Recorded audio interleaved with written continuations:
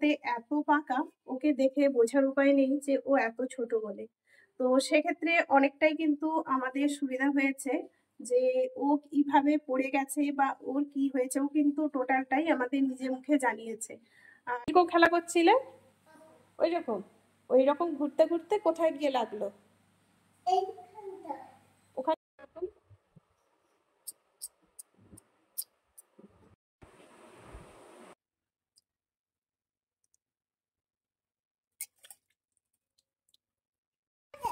হ্যাঁ বলো। তুমি একটা যে পুলিশের ছড়া জানো? আরে বলো, সবাই শুনবে। বলো, পুলিশ কাকু। হুম।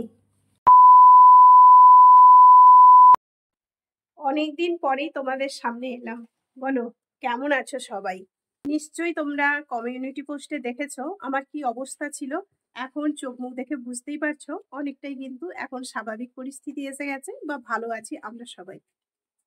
মাঝে মাঝে ভিডিও দিতে পারিনি, কিন্তু তোমাদের সঙ্গে লাইভে এসে পুরো আপডেট দিয়ে গিয়েছিলাম মেয়ের কি হয়েছিল বা এখন কিরকম পরিস্থিতি আছে। অনেকেই আমাকে মেসেজ করেছো বা পার্সোনালও মেসেজ করেছো, মেয়ের কি হয়েছে দিদি ভাই, কেমন আছে। তো প্রত্যেকদিন লাইভে সত্যি বলতে কষ্ট হতো পরিস্থিতিটা, কারণ একদমই ছোট্ট বাচ্চা। তোমরা হয়তো আমার মেয়েকে দেখলে ভাবো অনেকটাই ও বড়, কিন্তু না, 2.5 বছর রানিং চলছে। আসলে ওকে দেখতে অনেকটা লম্বা, বা কথাবার্তাতে এত পাকা, ওকে দেখে বোঝার উপায় নেই যে ও এত ছোট বলে। তো সেক্ষেত্রে অনেকটাই কিন্তু আমাদের সুবিধা হয়েছে যে ও কিভাবে পড়ে গেছে বা ওর কি হয়েছে, ও কিন্তু টোটালটাই আমাদের নিজে মুখে জানিয়েছে। আর সেটা একবার তোমাদের সঙ্গে ওর মুখ থেকে শোনাবো, আর যেভাবে আমরা শুনে ও দ্রুত ট্রিটমেন্ট করতে পেরেছিলাম। চলো যাই হোক, এখন মেয়ে সুস্থ আছে, ভালো আছে, এটাই সবসময় আশা করি যেন সুস্থভাবে ছেলে মেয়ে সবাই মানুষ হয়ে যায়, সারাটা দিন আমরা কাটাতে পারি। তো এতদিন যে কিভাবে পরিস্থিতির মধ্যে গেছে সত্যি কোনো বলে বোঝাতে পারবো না। তো এত কমেন্ট আসছিল, সেই কারণে ভাবলাম চলো আগে এই ভিডিওটা শেয়ার করি।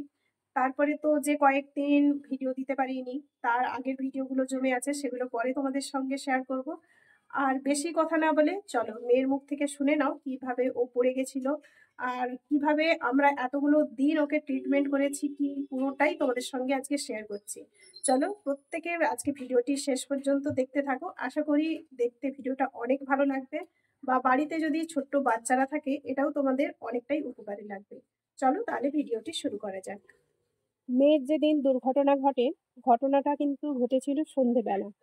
মানে ওই দিন প্রচন্ড গরম ছিল, আমি বাইরে সিঁড়িতে বসেছিলাম। তো ছেলে মেয়ে দুজনে মিলে সন্ধে দিয়েছিল। ওরা খুব মজা করে মাঝে মাঝে সন্ধ্যা দেওয়াটা। আর ছেলে শাঁখ বাজাতে পারে আর মেয়ে কিন্তু ঝাঁঝ বাজাতে পারে। তো দুই ভাই বোন মিলে খুব সুন্দর মজা করে সন্ধ্যা দেওয়া হয়ে গেছে। সে সন্ধ্যা দেওয়ার পরে আমাদের সবাইকে প্রণাম করে। মেয়ের প্রণাম কমপ্লিট হয়ে গেছে, ছেলে আমাকে প্রণাম করতে এসে আমার কাছে বসে আছে, বলছে মা আমি আর বোন কি খাবো। কি খাবে সেই কথাটুকু আমি বলে উঠতে পারিনি যে ওরা বিস্কিট খাবে না অন্য কিছু, আমি ওদের খাওয়া দাওয়ার মানে ব্যবস্থা করেছি। তারপরেই ঘটে গেল ভয়াবহ দুর্ঘটনা। এতটাই বড় দুর্ঘটনা বাড়ির মধ্যে ঘটতে পারে আমার চোখেই প্রথম। ছেলেকেও এত বড় করেছি কিন্তু অত বড় সমস্যার সম্মুখীন হইনি। মেয়ে এইখানটায় কেটে গিয়ে রক্তে স্নান হয়ে যাচ্ছে। যেহেতু এইখানের চামড়াটা টানে থাকে, তো ফলে ফ্যাস করে কেটে গিয়ে একদম রক্তে স্নান হয়ে যাচ্ছে। পরিস্থিতিটা ক্যামেরা বন্দি করার মতো ছিলই না, মাথা কারোর কাজই করছিল না।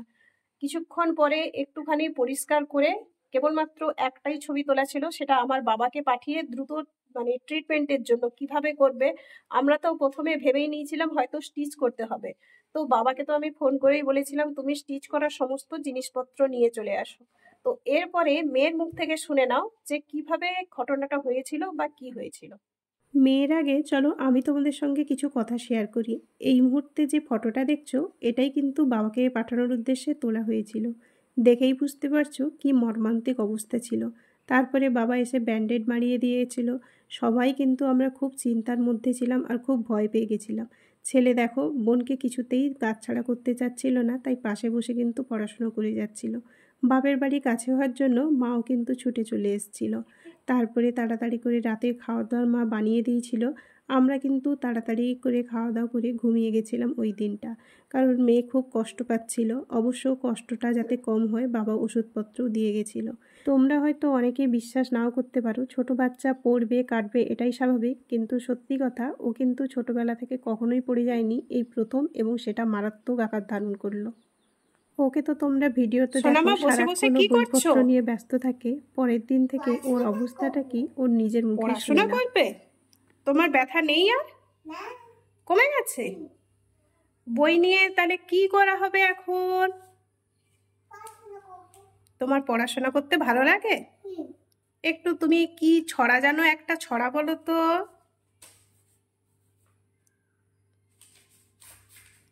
বলো, একটা ছড়া বলো, সবাই শুনবে। আচ্ছা, তুমি একটা পুলিশের ছড়া জানো না? হ্যাঁ জানো তো। একটু পুলিশ কাকুর ছড়াটা সবাইকে শোনাও তো। হ্যাঁ বলো, তুমি একটা যে পুলিশের ছড়া জানো, তাহলে বলো, সবাই শুনবে। বলো, পুলিশ কাকু।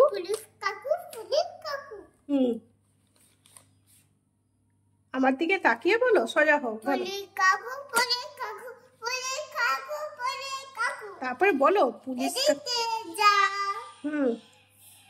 আমার। আচ্ছা আমি বলবো না, বলো পুলিশ কাকু।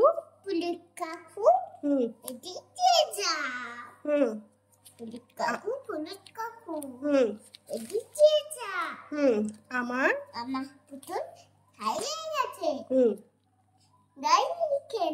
বাবা বাবা, হাততালি হাততালি, সবাই হাততালি দাও। খুব সুন্দর হয়েছে তো। তুমি আরো ছড়া জানো? আর সবাইকে বলো তো, সিংহ মানে কি? বাবা। আর কুকুর মানে? আচ্ছা। আর গরু মানে?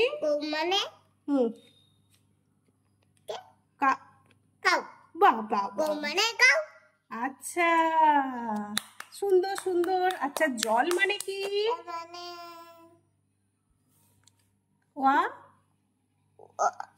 জোরে বলো। বাবা বাবা, হাততালি। আর দুধ? দুধ কোথা দেখি? আচ্ছা দেখতে হবে না, তুমি বলো দুধ মানে? কোথা দেখি? এই তো। আচ্ছা বলো দুধ মানে?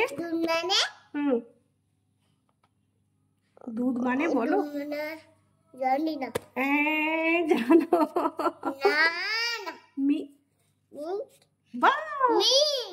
আচ্ছা, হাততালি। আর কমলা লেবু? কমলা লেবু বলো। জানি না। ঠিক করে বলো, খাতাটা ছিঁড়ে যাবে। কমলা লেবু মানে? ও বলো তাহলে। আর লঙ্কা কি হয়? জানি না বলতে নেই, বইয়ে পা দিতে নেই বাবা। লঙ্কা মানে? বলো বলো। দেখি লঙ্কা কোথা? লঙ্কা মানে কি?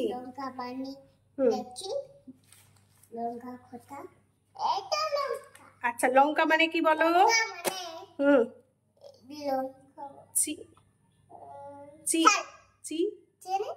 লঙ্কা মানে? এতক্ষণ যে মেয়ের পড়াশোনা শুনলে, আমি কিন্তু বিন্দুমাত্র পড়তে বসাইনি।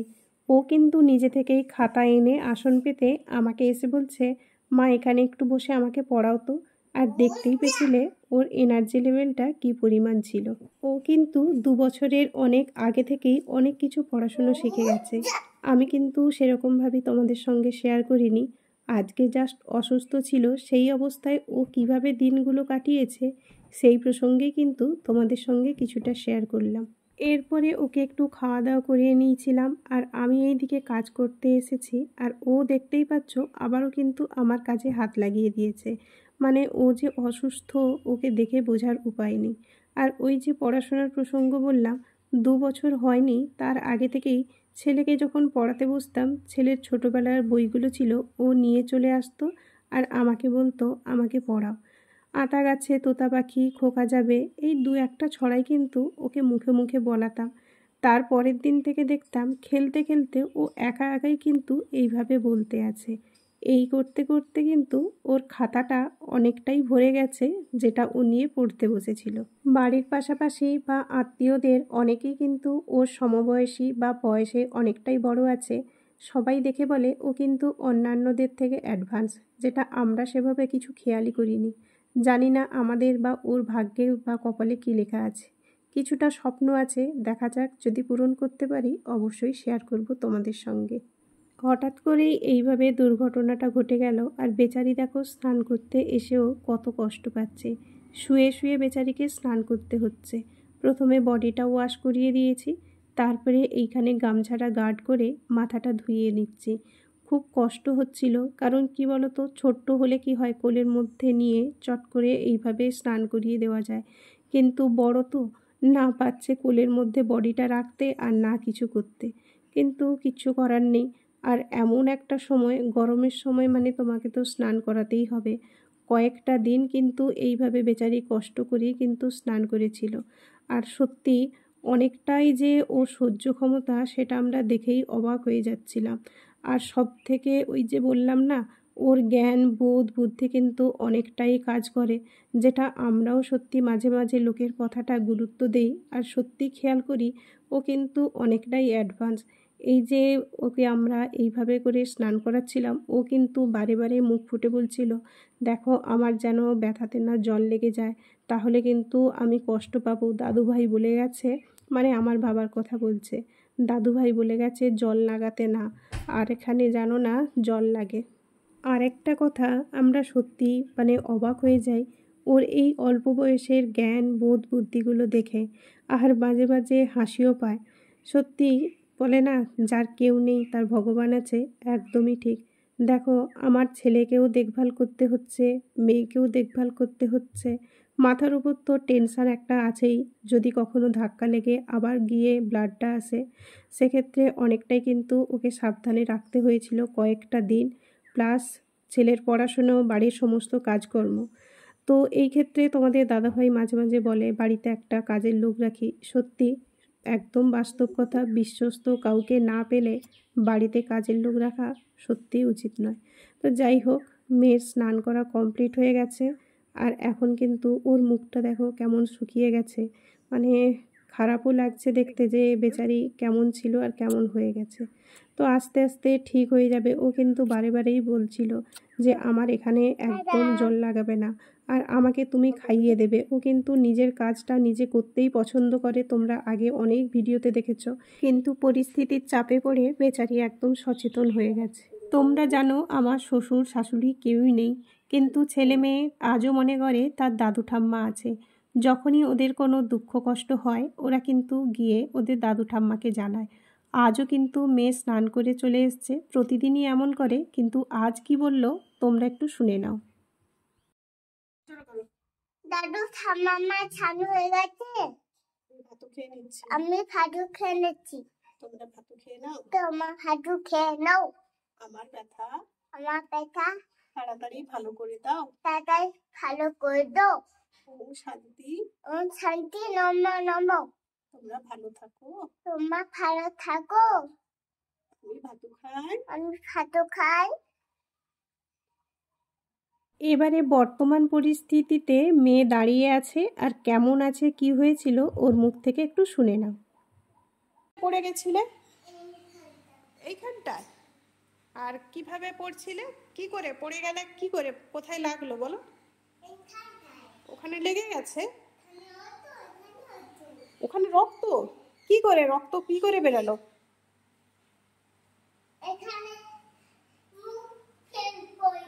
মুখ থুবড়ে পড়ে গেছিলে, আর কোনখানে ধাক্কা লেগে গেছিল? কোনখানে, ওই টেবিলে? কিরকম কিরকম হয়ে? ওইখানটা? কোন মুখটা কোথায় ঠেকে গেছিল? একটু কিরকম হয়ে গেছিল একটু দেখাও। ওই রকম? তুমি কি এখানে দাঁড়িয়ে খেলা করছিলে? কিরকম খেলছিলে, কিরকম খেলা করছিলে, কিরকম ঘুরে ঘুরে, কিরকম খেলা করছিলে, খেলা করছিলে ওই রকম? ওই রকম ঘুরতে ঘুরতে কোথায় গিয়ে লাগলো? ওখানে লেগে গেছে?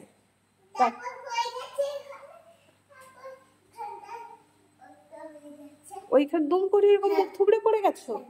ও খেলতে খেলতে ঘুরতে ঘুরতে ওইখানে ধাক্কা লেগে দুম করে এখানে পড়ে গেছো, তারপরে রক্ত। আর এখন যেখানে কেটে গেছিল সেখানটা কি ভালো হয়ে গেছে? আর ব্যথা আছে? ব্যথা ভালো হয়ে গেছে? এখন নিজে খেতেই পারবে? আচ্ছা, দেখি একটু মুখটা। আচ্ছা, এখন তো অনেকটাই ভালো হয়ে গেছে। তা এবারে তুমি একা একা খেতে শিখে যাবে তো? আর লাগবে না? বলো আমি। আর নিজে নিজে খেতে পারবো? বলো। আর ওই রকম ঘুরবে না? বলো আর ঘুরবো না। আবার কেটে যাবে, আবার পড়ে যাব, আবার রক্ত বেরোবে। আমি আর তুমি করবো না। ভালো হয়ে বসে থাকবো। আর সবাইকে একটু বাই করে দাও তো। হাম্পি করো, বলো তোমরা সবাই ভালো আছো? আমি ভালো আছি। শুনেই নিলে তোমরা, মেয়ে এখন ভালো আছে। চলো আজকের মতো টাটা, সবাই ভালো থেকো, সুস্থ থেকো।